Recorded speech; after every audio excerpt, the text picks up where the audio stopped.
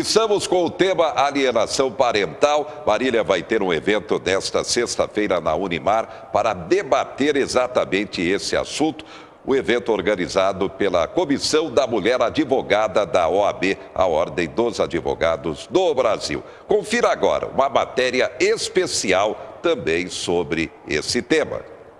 A primeira segunda-feira livre após quase um ano na cadeia. O vendedor Atercino Ferreira de Lima, de 51 anos, conseguiu provar sua inocência na denúncia feita pela ex-mulher. Abuso sexual dos filhos, na época menores. Agora adultos, eles disseram ter sido coagidos a acusar o pai. Quando um dos pais tem o objetivo de afastar ou prejudicar o convívio do outro com os filhos, isso se chama alienação parental. A alienação parental em si não é ainda tipificada como crime na nossa legislação, mas acusações que representam alienação parental, como alegação de um abuso sexual, pode sim ser qualificado como um crime. O ECA, ele vai dando, na verdade, alguma gradação em relação às penas, desde uma advertência até a suspensão dessa autoridade parental. A guarda também vai poder ser colocada de maneira unilateral, a depender do risco que esse genitor colocar à criança. As formas mais comuns de alienação parental prevista em lei desde agosto de 2010 são esconder decisões importantes sobre a vida cotidiana dos filhos, interferir no esquema de visitas, criticar, difamar e caluniar um dos pais, falsas acusações de uso de álcool, drogas e violência, inclusive sexual. Um projeto de lei parado há 2 anos na Câmara propõe que a alienação parental passe a ser considerado um crime e prevê prisão de 3 meses a 3 anos. De acordo com os advogados, priorizar o bem-estar dos filhos é o principal interesse da legislação e da sociedade e que, portanto, os responsáveis legais pelas crianças devem se esforçar ao máximo para chegar a um acordo saudável que beneficie, sobretudo, os pequenos.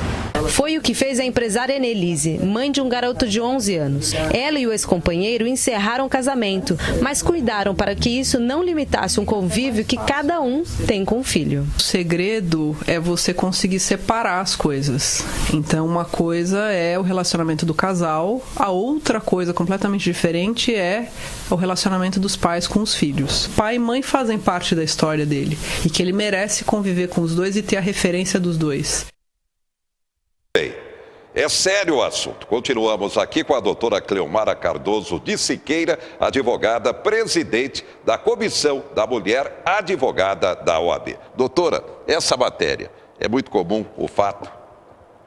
É um caso mais grave de alienação parental é quando há denúncia de abuso sexual. Aí eu digo o seguinte, que o profissional de direito, no caso o advogado, que é o que recebe o cliente, a princípio que vem a alegar esse caso de alienação, ele tem que ser muito criterioso. Não pode lidar com as emoções das partes e sim buscar laudos psicológicos, laudos médicos, para constatar efetivamente se isso realmente ocorreu. Porque entrar com uma ação declaratória de alienação parental é expor o seu filho a perícias, através de testes psicológicos e até IML, para constatar se realmente ocorreu isso. Então, os danos psicológicos para a criança pode ser ainda maior. Então, assim, o profissional de direito, o advogado, tem que tomar muito cuidado. A cada vez que eu estudo essa matéria, eu percebo assim que nós temos que estar muito cientes de tudo isso. E o profissional que, quando vai o psicólogo analisar esse caso, ele tem que ser especialista na área de alienação parental. Tem que realmente declarar se isso ocorreu. Se não ocorre um caso grave como esse, que o pai passou 15 anos na prisão. Aí depois os filhos, já conscientes de toda essa situação, foram atrás de tirar esse pai da prisão, né? A legislação brasileira sobre esse tema, como está? A legislação brasileira, eu digo que é recente, porque é de 2010. Nós estamos ainda tentando aplicá-la efetivamente, mas é um sistema de um todo. Nós movemos aí áreas de direito, que são os juízes, o advogado, as psicólogas, que é indispensáveis o trabalho delas, e das assistentes sociais do fórum. Confirmando, então, evento desta sexta-feira e voltado para quem? São estudantes e profissionais da área de Direito, Serviço Social e Psicologia. 19h30, Unimar? 19h30 na Unimar, no anfiteatro. Bem, deixa eu aproveitar a presença da senhora como presidente da Comissão da Mulher Advogada, que tem feito um trabalho realmente para valorizar a mulher. No mês de março, mês da mulher, a senhora esteve aqui falando sobre esse tema, o dado é preocupante. São Paulo, em 3 meses, mais de 3.000 estupros. No momento em que temos um caso aqui em Marília, uma tentativa DDM, a Delegacia de Defesa da Mulher, nesta quinta-feira prendeu um jovem universitário de apenas 20 anos de idade que tentou também estuprar uma outra universitária. Mas o número da Secretaria da Segurança Pública, de janeiro a março deste ano, foram registrados 3.218 casos de estupro no estado de São Paulo. O índice é o maior desde o primeiro trimestre de 2013. Como presidente da Comissão da Mulher Advogada, que comentário fazer?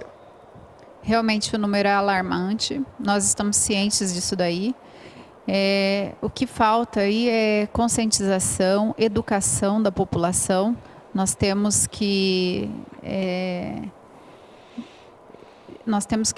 tirar esse poder que nós temos patriarcal, no caso aí o homem que ainda se sente másculo.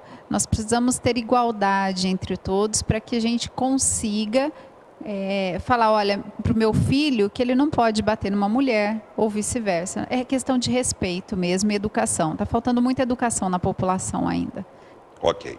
Doutora, obrigado. Muito obrigada pela oportunidade e eu convido a todos os profissionais e estudantes da área de Psicologia, Serviço Social e Direito para que esteja amanhã no Anfiteatro na Unimar às 19h30. Muito bem. Doutora Cleomara Cardoso de Siqueira, presidente da Comissão da Mulher Advogada da OAB Marília. Foi localizado pelo Corpo de Bombeiros de Ourinhos o corpo do adolescente de 14 anos de idade que morreu afogado no rio Paranapanema, naquela cidade. O que aconteceu? Fizeram a aula de educação física e aí um grupo de adolescentes decidiu ir até o rio Paranapanema, lá cortando o município de Ourinhos. Sem planejamento, deu no que deu, o garoto foi tragado pela água, ainda o rio está muito cheio, em efeito ainda a chuva que caiu de forma abundante até um certo tempo atrás e acabou morrendo afogado. Estava a quase 2 quilômetros rio abaixo do local onde ele entrou na água. Saúde, uma data que não pode passar em branco. É o dia de alerta à hipertensão, a famosa pressão alta. Muita gente tem o problema e não sabe. Por isso, o alerta. Uma pergunta simples que as pessoas às vezes fazem para a gente, aí conversando, mesmo no consultório. Como é que eu sei se eu sou hipertenso ou não? Hipertenso, isto é, tem níveis pressóricos elevados. Teoricamente é muito simples, é só verificar a pressão.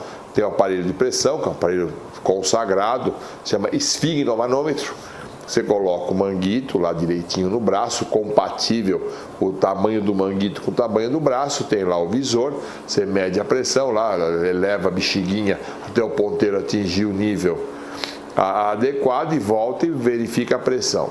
Se a pressão estiver a máxima ou sistólica entre 120, 130 ou até no máximo 140 em algumas situações, e a mínima ou diastólica estiver entre 80 e no máximo 90, naquele momento você está com a pressão normal, 12 por 8 ou 120 por 80. 12 por 8 ou 120 por 80 é a pressão dita normal, é o sonho de pressão das pessoas. As pessoas têm que entender que o hipertenso tem uma série de classificações de hipertensão. Eu fico falando toda hora as classificações porque todo ano muda. Agora está na moda dizer que não pode ser mais do que 12 por 8. Mas tem gente que tem 13 por 8, 13 por 8,5, 13 por 9, 14 por 8 e é normotenso. É muito comum você ter campanhas de verificar a pressão na rua. Aí o camarada vai lá no viaduto do chá, verifica a pressão da alta.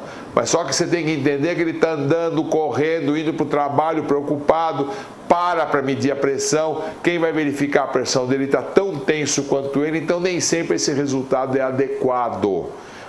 Então, para que serve essa verificação de pressão nas ruas, em campanhas? Quando a pressão dessas pessoas dá 12/8 na rua, significa que essa pressão está normal, então não se preocupa. Quando ela dá acima, 14/8, 15/8, 15/9, 15/10 e daí por diante, isso significa um aviso: vá procurar seu médico. Cair no ambiente adequado, verificando a pressão de maneira adequada, provavelmente você vai ter a pressão normal, ou se estiver elevada no ambiente adequado, significa que você é hipertenso. Existe também a síndrome do jaleco branco. Diante do médico, as pessoas se assustam e vai verificar a pressão, ela está elevada, mas é naquele momento. Inclusive, é muito comum nós verificarmos a pressão de um paciente no início da consulta, está elevada, e depois de examinar, bater um papo, acalmar a pessoa, você vai lá verificar e a pressão está normal. Isso é chamado síndrome do jaleco branco. E quando você tem dúvida se a pressão está elevada por tensão, porque está nervoso ou porque teve algum problema, e normalmente essa pressão não é elevada, existe um exame chamado MAPA, monitorização ambulatorial de pressão arterial. É o gráfico da pressão desse ser humano durante 24 horas, no seu trabalho, no seu dia a dia e depois dormindo. Aí você faz uma análise dessa curva pressórica para dizer se essa pessoa é ou não hipertensa. Então, saber ou não se a pessoa é hipertensa é muito simples. Ela tem que verificar a pressão. E a partir daí, ao verificar-se a pressão, se tem necessidade ou não de um estudo mais aprofundado, mais adequado para classificar esta pessoa de hipertensa ou não, porque isso é importante, porque se a pessoa é hipertensa tem que ser tratada, porque é uma doença silenciosa e vale a pena deixar a pressão em ordem. E não custa nada de vez em quando você ter uma verificação da sua pressão para saber se está boa ou não, que é a melhor maneira de se diagnosticar a hipertensão arterial. Tá aí. Realmente, informação importante. Enquanto o tráfico e o consumo de drogas aumentam, o governo federal promete locais para tratamento de dependentes químicos. Para muitos, elas aparecem como a luz no fim do túnel. As comunidades terapêuticas são entidades que acolhem e oferecem serviços de atenção às pessoas com dependência de substâncias psicoativas, como álcool, maconha e crack. Foi em uma dessas entidades que este eletricista encontrou espaço para superar a dependência. Tinha se tornado, cara, uma vida difícil, uma vida rotineira, que caiu no fundo do poço, cara. História semelhante a deste cozinheiro, que vê na comunidade terapêutica um lugar para recomeçar. Livre eu nunca vou ficar, Eu vou sempre estar aqui procurando formas de estar em manutenção da minha recuperação, Eu acredito também que, em nome de Jesus, eu vou ter uma vida boa. E para ajudar essas entidades da sociedade civil, o governo federal lançou edital para contratar mais vagas. O orçamento da iniciativa supera os 87 milhões de reais. Os recursos são pagos conforme o atendimento prestado pelas entidades e o número de atendidos. Serão pouco mais de R$ 1.172 mensais para o acolhimento de adultos e mais de R$ 1.500 para acolher um adolescente ou uma mãe nutriz acompanhada do bebê de até 1 ano de idade. Os pacientes devem estar de acordo com o tratamento e as comunidades terapêuticas devem garantir estrutura física adequada, recursos humanos e equipe técnica, como psicólogos e médicos, além de projeto terapêutico. A gente recebe essa notícia positivamente, especialmente no que tange àquilo que foi verbalizado pelas lideranças aqui do governo federal, de que haverá um acompanhamento da efetividade desses serviços, uma exigência do quadro de recursos humanos, uma referência desses usuários na rede pública de serviços, avaliação médica. Os convênios entre governo federal e comunidades terapêuticas já garantem assistência a 12 mil pessoas por ano. Com o novo edital, o atendimento será ampliado e vai chegar a 20 mil dependentes de álcool e drogas, que vão ganhar uma oportunidade de mudar de vida. Além de articular as ações do governo, dobrando a capacidade de contratação de entidades e quase dobrando a quantidade de pessoas atendidas. O edital também prevê que as comunidades terapêuticas serão submetidas a avaliações externas de eficiência e eficácia no decorrer do contrato. Nós estamos reconhecendo o trabalho de diversas comunidades que estão espalhadas pelo Brasil e que nós decidimos usar parte do dinheiro do governo federal para apoiar essas comunidades.